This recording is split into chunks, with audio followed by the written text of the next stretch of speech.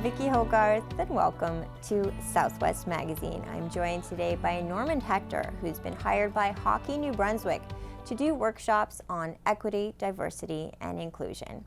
Thank you so much for being here again today, Norman. Thank you, Vicki. Thank you. Can you start by telling us how this opportunity to do these workshops came about and what they are?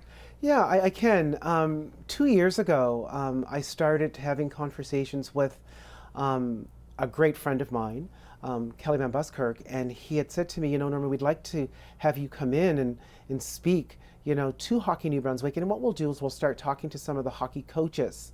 So we set up a virtual call 2 years ago, and I presented to the hockey coaches virtually all over New Brunswick about my platform, about diversity, about inclusion, about acceptance, and equality, and it snowballed from there. Wow. And what kind of things do you talk about in the workshops? I talk about making sure that people that want to play the game should be welcomed to play the game. Because really, and not just hockey, any sport should be for everyone. So, we all know that hockey is very much on a trend now, and I want people to understand that hockey is changing. Hockey is going to be more welcoming, and hockey will be looking at everybody, no matter who they are, race, cultural background, sexuality, that they will be welcomed with open arms. And that's the way it should be with any sport. Why did Hockey New Brunswick decide to take this, what really is a proactive approach? I think we can all look at what's happened with Hockey Canada and see what Hockey New Brunswick is doing is vastly different. It's not backpedaling, it's very much forward thinking and bringing you in to do workshops, to take the team, the players, the coaches, and I guess the parents as well, in a forward-thinking direction. But what was their real inspiration for wanting to do it this way? I think the inspiration came from wanting to see progression and wanting to see change. But not only that, seeing what's happening within the hockey world and knowing that it's important now that they get ahead of it. And it's something that really should have been done a long time ago. So a long time ago, it would have been a nice to have. Now it's a need to have. Now you're traveling to do some of these workshops as I well, am. and I love that they've started. I think you did one recently in Moncton. I did a couple of Moncton, Can yes. you tell me, what is an example of what a workshop's like, and what kind of questions are you getting? Yeah, so I did quite a few of workshops, in Moncton, and they consist of me talking about my experiences, talking about my encounters, but also bringing my value to forward thinking and helping them kind of, have a light bulb go off in their head by me going in and saying, you know what, I'm very different. I am made up of various different layers, but that doesn't define who I am. So I should not be judged because I am made up of different layers. And when you look at that and you understand, because in my mindset, and this is what I talk about, every person brings a different kind of value. You may not see it then, you may not understand it then, but every person will bring you some kind of a different value. And that's what people need to understand. And it's not even about the hockey world, it's about everything that we do. Because we are not the same doesn't mean that we don't offer value. And I'm getting them to see that. And they're asking me lots of questions, about me being, black and gay, married to an Indigenous man. I get a lot of that. But and I'm going to talk about, one of the questions that I got was, I'm in a very conservative family, Norman, and how do I continue to think forward if my family doesn't? Then the family has to take part. The family needs to come. The family needs to hear, what I'm communicating and ask me questions. Because really it's all about educating and making sure that if you don't understand, ask. And know that when I'm doing these workshops, it is a safe space, And we're talking about a sport where a lot of things happen, a lot of things are said, a lot of tempers are raised, but ask. Ask what is appropriate, you know, and ask respectfully, you know, and understand that if I'm different, it doesn't mean that I'm out there to hurt you in any way. But ask me about my culture, ask me about who I am, you know, and try to understand that we're all walking a different path and we all can bring each other value. And you know what one of the other things too, Vicki, that I had said is when you involve different cultures and different races into any kind of sport, it will only excel to be bigger and better.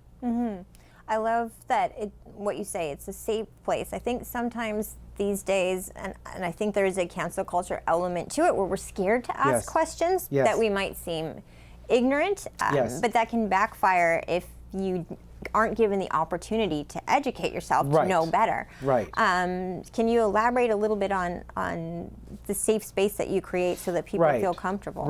So one of the things I start off with my workshops by saying there's 3 things that I want you to do.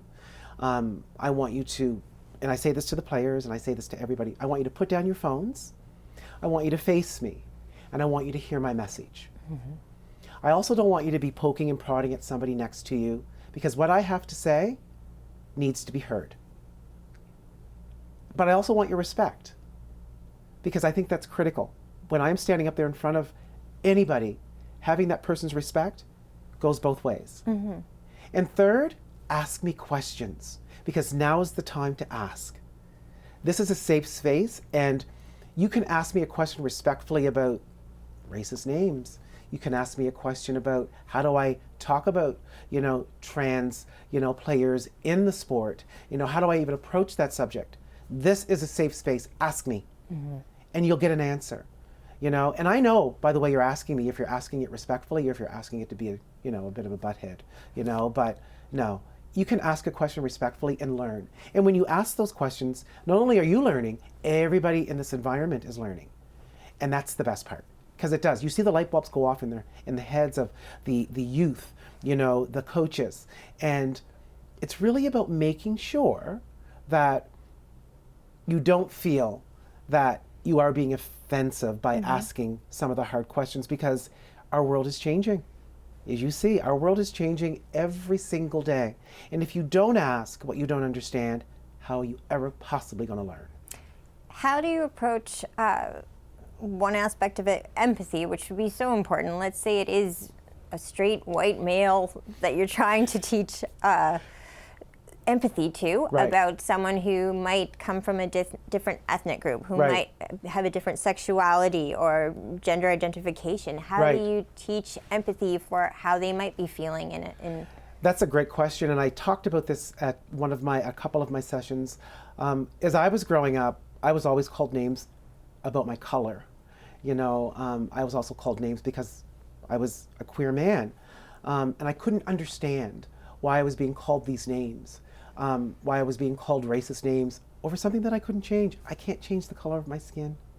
Listen, I've asked my mother, God rest her soul, many times, I don't want to be this color. I don't want to be this color because I'm being made fun of. But I can't change that. This is who I am. But those names hurt me to the core. Hurt me to the core, because I knew that I was being called something that I couldn't change. And I always ask people to put themselves in those shoes, walk in those steps. When you're called names, or you are when you're being made fun of and you know, looked at and judged over something you cannot change. And when I say that, and I say to them, it hurts you to the core, that resonates. That resonates, because I can tell you there's many people that don't like the color of their hair, you know, maybe they're not happy with their size that they are, and those are things that they can change if they want. If they want.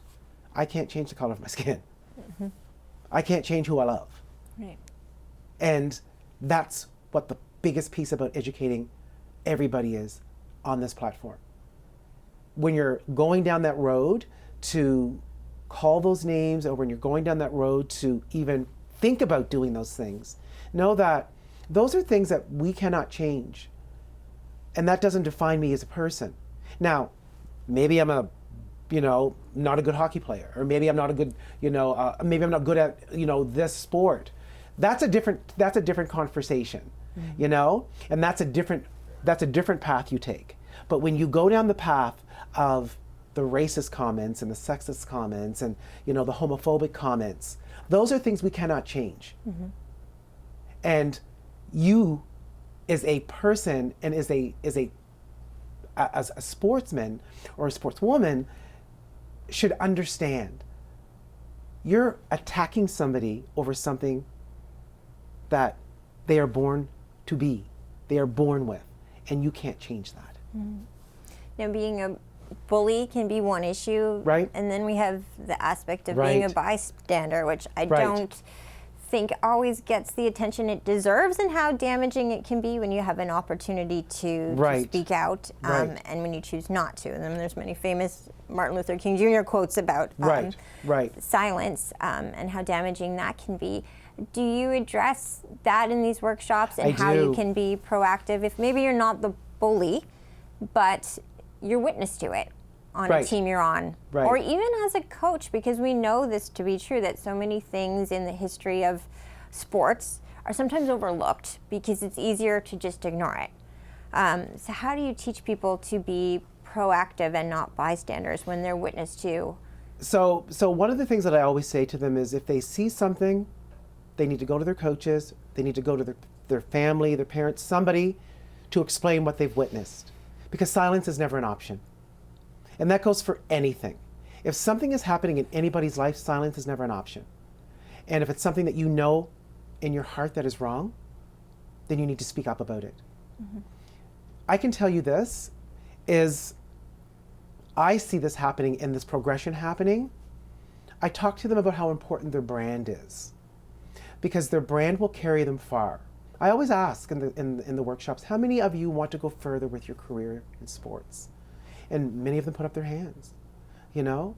And I say to them, do you know that scouts now won't even touch you if there's a tarnish or something negative on your brand? So you want to make sure you keep your brand clean. You keep your brand clean, and if you see something that is not something that you're comfortable with, you speak up about it. Because as I said, silence is never an option. But brand, that is something that you have control over. Wow. And everybody's brand, and you know what I mean when I say brand. Oh, 100%. Is key. More so than ever, especially now.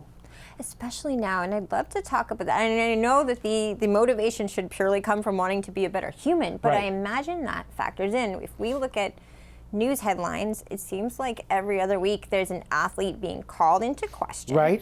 Career on the line. Maybe taken out of the league altogether, or at least put on hold, no pay, for a history of treating others badly, maybe saying racist things. Is that something that you're finding at the forefront too of people's concerns, making sure 100%. that really 100%. I mean, when I'm doing these workshops, I am addressing so many different topics, and so many different questions come out of it, you know, and we workshop them together. But more importantly, and you know, and for the life of me, I look at this, and I always say, Vicki, you know, the fact that Hockey New Brunswick has taken this initiative and has stayed strong with it. And I have to say that they have stayed strong with it, because to have a Black queer man do this, that's a big step in progression. But to be able to talk to someone that has walked the path is more important, because you've lived it. You're not just talking about something that you've read in a textbook, you've lived it. And that's the best part, because everything that I'm talking about is real life situations. It's not something that I've read in a textbook, it's not something that I've looked at on the internet, it's something that I've experienced, and that I mean, even now, I work with families, and I work with, you know, young players that are questioning their path in sports because of what they're seeing and what's making them feel uncomfortable. And I don't want them to give up, and I don't want them to walk away, because things are changing. Now, I'm wondering too, when you're doing these workshops, hopefully you're reaching people who are navigating how they treat others, but you must also be hearing from people who have been bullied, who've been the subject of it. Yeah. And I think sometimes we want to believe this is over, this isn't the generation for that, but it's not.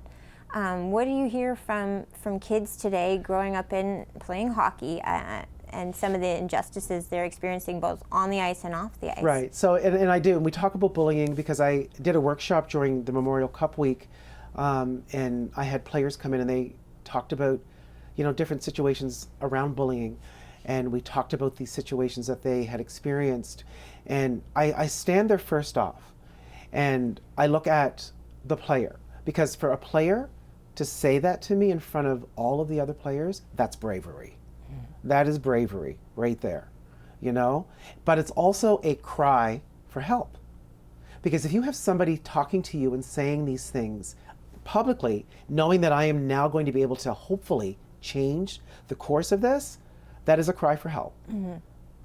And I have to make sure that, first off, that player is recognized for being brave, for bringing that forward. Because many others wouldn't. Many others wouldn't. And we talk about the situation, because I've heard them, and I won't get into them in detail, but I've heard them.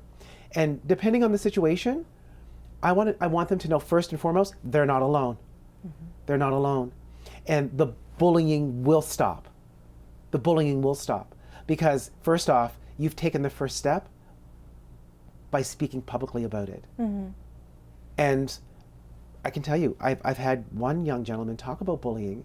I mean, there were many, but one in particular talk about bullying and about just different things that happened to him in the locker room and just unfavorable things. Mm-hmm. And I look at everybody in the room and I think to myself, and I say this with conviction, whatever happened to the game, whatever happened to loving the game?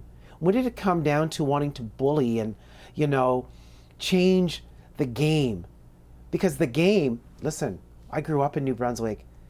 Hockey, we live and breathe hockey. We are diehard hockey fans. Now, do I know how to play hockey? No. But listen, I have been a part of hockey. My friends have all played hockey. So when did it come from the game and the importance of the game to wanting to change somebody's course or make them feel less than who they are? Mm-hmm. When it should never be about that. Mm-hmm. It should never be about that. It should be about the game and making sure that everybody has a fair chance to play the game and not worry about what's going to happen to me. Am I going to be bullied because I'm maybe not the biggest guy on the ice, or maybe I'm not the smartest person, or maybe I'm not the best player? Mm-hmm. Am I going to be bullied because of that? That should never, ever enter anybody's mind. It should be fair for everybody. Mm-hmm. And I do love Hockey New Brunswick, not just only doing the workshops, they're also bringing in third-party investigators when there are complaints. Yes, yes. And I think that really changes, I hate to use this, but it changes the game, but it does, because it gives that opportunity to know this is not going to be brushed under the rug. There will be another party that's not attached to this, looking at the situation and then deciding if what was happening was a case of injustice. Right, right. And now it's a serious offense. And it should be. Mm-hmm. It should be. And if you're not looking at it from your own, as I said earlier, your own personal brand, in your own brand to move forward, look at it from a different side, the legality side. Right. Now, part of these workshops, we're focusing a lot on the players, but we're encompassing coaches. And parents too. Yes, and parents too. Can you talk a little bit about that, and if it's a different conversation or one and the same? Yeah, so it's a different conversation when it comes to the parents, and it's a different conversation when it comes to the coaches. First off, I want everybody to understand that we are moving in a world where progression needs to happen. So when it comes down to the coaches, if they don't understand, and if they don't know how to approach a subject, you need to ask the question. You need to sit down and say to me, Norman, I'm in this situation, I don't know what to do about moving forward. To me, again, that's a smart coach. Because that coach is investing in teaching himself or herself about how to move forward with a situation. I have to tell you about one story I heard about parents' behavior, and how sometimes it was a game at an arena where police were called because the parents' behavior was unsatisfactory, and just unacceptable. And I'm thinking to myself as a parent, would I want my kids to see me act like that? I get it. You love the game. You love to see your kids win. You love to see them play. But bad behavior, there is no excuse for bad behavior no matter what you're doing. So remember that. Mm-hmm. And know that whatever you're doing, you are setting an example for others to see you. Shouldn't that example be good? Shouldn't that example be positive so that other people can learn from it? Now listen, as I said to one team, I don't expect you to skate around and be all nice and wonderful, and because the game is a hard game, mm-hmm. and you need to play hard. But you don't have to lose the respect of the game. And this is what's happening. Mm-hmm. Egos take over. And then when ego takes over, what happens? Things are said. Things that are not appropriate are said. Then parents get involved. And then they're now saying things that shouldn't be said. Take a step back. Love the game. Love the sport. And I know this is a long time coming. I mm-hmm. get it. It's a long time coming. This is a game and a sport that, I said the other day, I was even following Black hockey players or Indigenous hockey players because there were so few. Mm-hmm. I was following, different cultures that were in hockey because I wanted to see how far their career would go. Mm-hmm. And I was so proud of them for moving in that direction.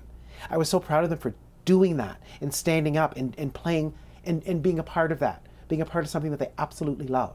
So I was more interested in following them because I thought, wow, you are now in a sport that has always been deemed not inclusive, mm-hmm. not open, no diversity. And now, boys, oh boys, it's changing. Mm-hmm. Well, you see, I'm changing it and I'm going to continue. And I feel equal pride for Hockey New Brunswick to be sitting down with you, to be having this conversation. To be living in a province where you're part of there's a hockey organization taking on a role like this.